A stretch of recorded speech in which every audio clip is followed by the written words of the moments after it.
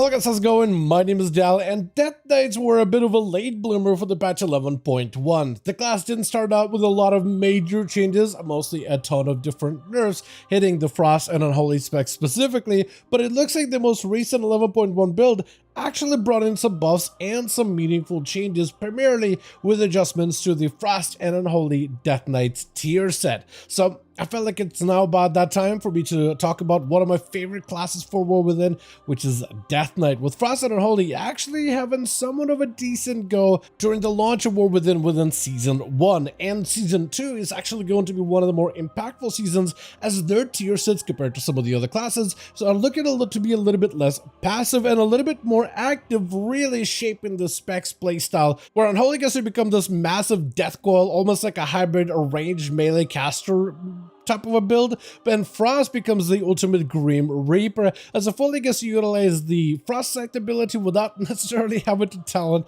into it. So I wanted to do a bit of a deeper dive on all of the changes coming to the class of Death Knight as part of their what looks to be expanded revamp for 11.1. As always, if you guys want to see more class changes for the next update of Season 2 of War Within, be sure to follow the channel and subscribe, but otherwise, let's dive right in. Now, compared to some of the other classes out there, Death Knights are not getting nearly as big of changes, though there is enough stuff here that is going to be impactful to how they will play going forward. While a lot of other classes are getting massive revamps with the talents and brand new builds, Death Knight's builds and capabilities are going to be angled thanks to mostly their tier set and to some of the tuning things that are coming down the pipeline. But one of the things that we are going to be seeing for Death Knight, specifically for Frost and Unholy, is actually, this is the best time to start things off with, is a bunch of nerfs off the bat. So the way that Blizzard mentioned this is basically me mostly paraphrasing it, but they mentioned the Frost and Unholy Death Knights are durable, but maybe a little bit too durable, at least right now in the Season 1 of War Within. At least within PvE content, not necessarily within PvP. And they feel like thematically Death Knights are this bulwark of just undeath, capable of taking just absolute damage and beatings and still continue fighting as an unending warrior. So thematically they want to keep that, but scale it down a little bit, because they said that bringing down the survivability a little is going to put them on a more quote-unquote sane level. And I'd like to hear your guys' thoughts in the comments. Do you think Death Knights are actually at a point right now where they are insanely more durable than everybody else, insanely survivable, or like fairly survivable? Because as somebody who plays a lot of Rogue, I feel like we got immunities, we got cheat deaths, we got a lot of defenses. So if you're looking for a class with a crazy good survivability, I feel like the Rogue is one of the easier ones I'd probably put up front in most cases for PvE content. But I don't know. I've never really thought about comparing Death Knights and Rogues against each other. But we are going to be seeing some adjustments, mostly to some of the passive survivability options. And these are only going to affect Frost and Unholy. These will not touch Blood Death Knight whatsoever. Things like Veteran of the Third War are seeing reduction. Instead of increasing your stamina by 20%, it's now going to be down to 12%, so not as much stamina as some of the other classes. In PvP, this talent is reduced in half in value normally, and it still continues to do so. So for PvP, instead of increasing stamina by 10%, it'll then increase stamina by 6%. The talent of No Magic, which is a really good capstone, is also being reduced a little bit. It will now reduce magic damage that the Death Knight takes as Frost and Unholy by 5% instead of 8%, so a very slight reduction. But in PvP, that number goes from 4% to a 3%, so even smaller adjustment when it comes to PvP combat. Though the secondary effect, the durational harmful effects, that still stays exactly the same. They're just reducing the actual damage taken by 3%. And then the passive of Permafrost that allows your auto attacks to generate a absorb shield that can protect a good portion of your overall health. That's been downgraded from a 40% absorb shield to a 30% absorb shield, or based on equal to 40% or 30% of your damage done with auto attacks. So slight reductions there. What should be noted, however, is all of the Death Knight's major defensive cooldowns, from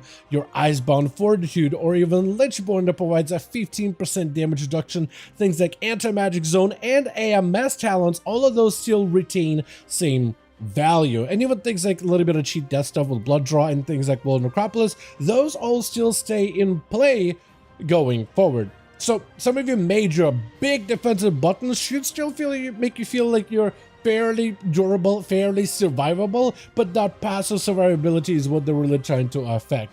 And like I said, it's only affecting things like your Frost and Unholy Death Knight specifically, not really Blood. So it's going to be interesting to see how over the next few weeks, and I really think it's one of the smaller changes that we won't really get to feel in terms of Death Knight survivability until we start playing within Season 2 of War, within seeing how Death Knight is performing as players continue to push higher and higher echelons of Mythic Plus content. Besides this, Death Knights also did get a few new animations, though they're going to be more spec specific, and we'll get to those animations when we actually start talking about those specs with Frost and Unholy, specifically getting some of the newer options. Speaking of Frost Death Knights, we're seeing a bunch of new damage amps for this spec, but also some new animations as well. I actually want to see if I could proc one of these animations right now. I just need a couple of auto attacks, and there we go. Once you get yourself a Kill Machine proc, either whether you use Glacial Advance on your own, or whether you get free Glacial Advances from Arctic Assault, consuming your Killing Machine is going to proc a Glacial Advance for me. Normally this Glacial Advance looks a little more cartoony, I'd describe it, or a little more animated, but this time around it's a little bit more realistic, with this Frostspike looking, in my opinion, a lot better than usual. I'm a big fan of the looks of this ability. It looks absolutely visceral, just a spike of ice. It kind of, I feel like the art style for it, just the change in art style, I think really does it for me. I'm a huge fan of it overall. Big fan of what it looks like. Just overall, a very slight change, but one I do definitely appreciate when it comes to playing my Death Knight. Outside of this, Frost Death Knights is receiving a variety of different damage buffs, with Obliterate damage going up by 20%, a 15% damage buff towards your Frost Strike, the Rime playstyle with your Howling Blast. Whenever you do get a Rime proc for this Howling Blast, which I think it's this sound over one of these here actually. I guess improved Rime works too, but Rime, whenever it gets a reset on those Howling Blasts to do more damage, that damage has been amped up to 275% of damage. I think it was 250 before, so a slight damage increase there for those Obliterate reset procs, but also a 10% damage buff towards Breathless and Dragosa. So it looks like all the basic combat abilities of Death Knight Plus and Dragosa are all receiving a decent bit of a damage buff overall. However, the tier set of Frost Death Knight is really what's gonna really help shape the playstyle of a Frost Death Knight going forward. Right now, I've seen a couple of different builds over on the PTR, but it looks like it's going to be more of an obliteration-focused build, with your 2 set and 4 set really angling your direction of your playstyle. Actually, Frost Death Knight tier set has gone through a fairly sizable rework recently. I don't even remember exactly what the original was, but right now we have the newest version of it available as of this week. So as a melee DPS, all melee classes play around the playstyle of Winning Streak. So as you deal damage with your ability, whether you use your auto attacks, whether you use your basic combat abilities, you build up a buff called Winning Streak, and Winning Streak amps up some portion of your overall damage. For Frost Death Knight, damage of Frost Strike and Glacial Advance is increased by 4%, stacking up to 6 times for every single stack of Winning Streak. Both abilities like Frost Strike and Glacial Advance have a 7% chance to remove the buff of Win Streak. And where most melee classes play around mechanically when it comes to the tier set is you want to have this buff be removed in order to grant you a variety of different damage procs. So with the 4 set, Winning Streak causes your Frost Strike and Glacial Advance to have an 8% chance to cast Frost Scythe per stack of Winning Streak at 30% effectiveness. So the higher chance you have of getting yourself a Winning Streak as you Frost Strike, there's a chance you might be able to cast I got a bunch of procs there just now, a Frost Scythe back-to-back on the target. So it's a playstyle that encourages you to spam Frost Strike or potentially Glacial Advance more regularly, which means the playstyle of Sindragosa most likely is going to be taking a bit of a backseat going forward, but time will tell, honestly. But yeah, this playstyle basically allows you to get random procs of Frost Scythe in between your basic rotation, even if you're not talented into the ability specifically. Continuing on to, not only do you get random procs of Frost Scythe at 30% effectiveness, losing the Win Streak buff every time you Glacial Advance or Frost Strike, you have a chance to remove it. Losing that buff sends you into a murderous frenzy, casting a Frost Scythe at 100% effectiveness and gaining 12% mastery for your character for 6 seconds. Additionally, all Frost Scythes deal 40% more damage to your single primary target. So there's a little bit of the single target component regarding the ability of Frost Scythe, and this is a unique component of this how the tier set functions. Even if you're not talented into Frostbite, you still get the full benefits of Frostbite thanks to the tier set. So while some tier sets are having classes go into a very specific playstyle, very specific direction, choose specific capstones to complement the tier set, this time around these tier set bonuses in some classes for some playstyles are actually granting you talents and procs without you necessarily having to be talented into those talented abilities or talent procs. So for Frost Death Knight, you're basically running with a free Frost Scythe, the procs automatically from some of your base abilities. That mastery buff is also pretty good, and technically the Frost Scythe doesn't, like, I guess there's some opportunity for Death Knights to talent into Frost Scythe, but the only benefit that would give for Frost Scythe, because the tier set proxy mastery, tier set sends us free Frost Scythe. The only thing you would get with the talented Frost Scythe is 40% more damage to your primary target.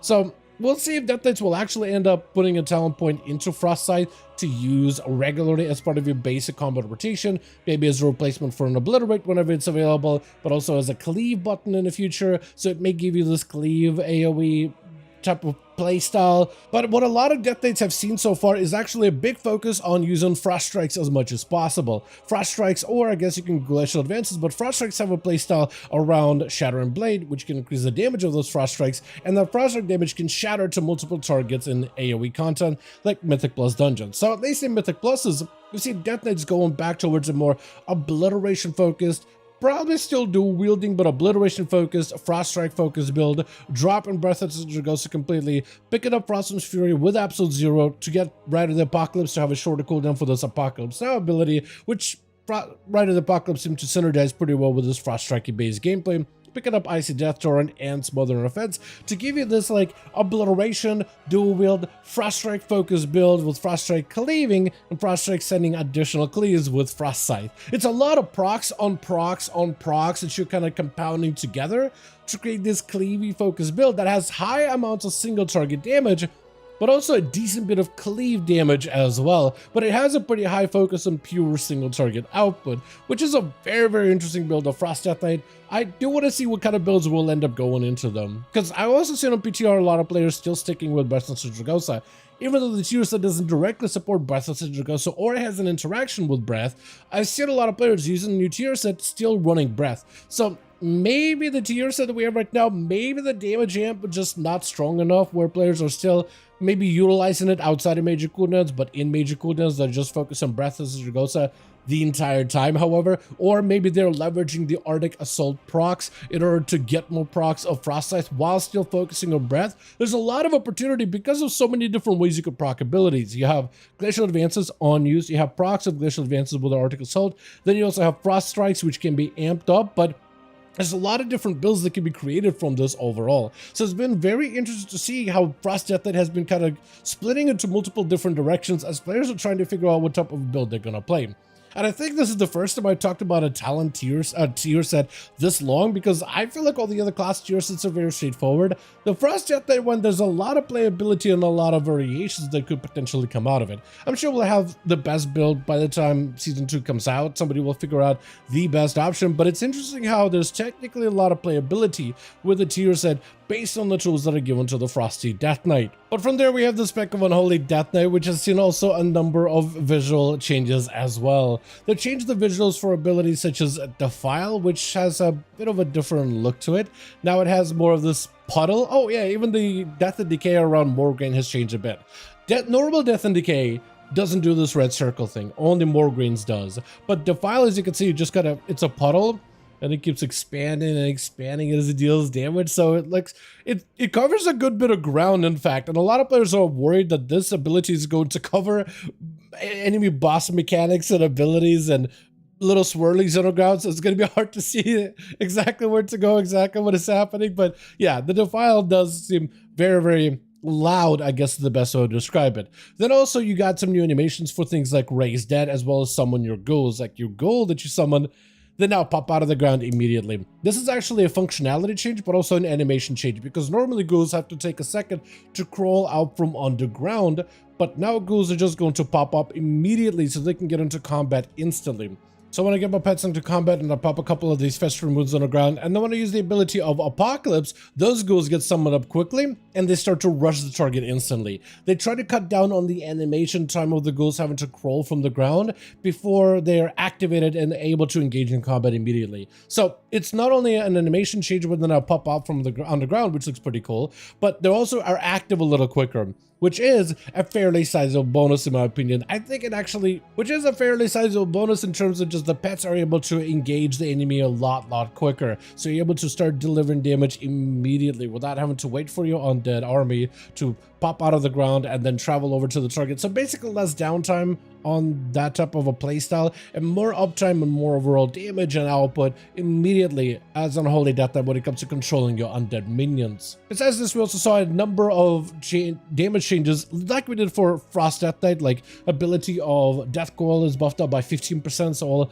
Death Coil based towns are going to hit a little harder. The actual ghouls from Apocalypse are buffed up by 25% because they're trying to make those ghouls specifically a lot stronger. Then things like Mages of the Dead, which can be someone with Doom Bidding or with other talents that maybe potentially could proc all of your Mages and cause them to cleave. All those talents for this pet focus build seem to be buffed up by quite a decent amount, but also the damage of your Soul Reaper is also buffed up by 35%, which is mostly single target damage, but it is good to help Unholy DKs when it comes to that finishing power and taking out their foes. They also buffed up the damage of both Clawing Shadows and Scourge Strike by 15%. However, that damage buff does not transfer towards Vampiric Strike.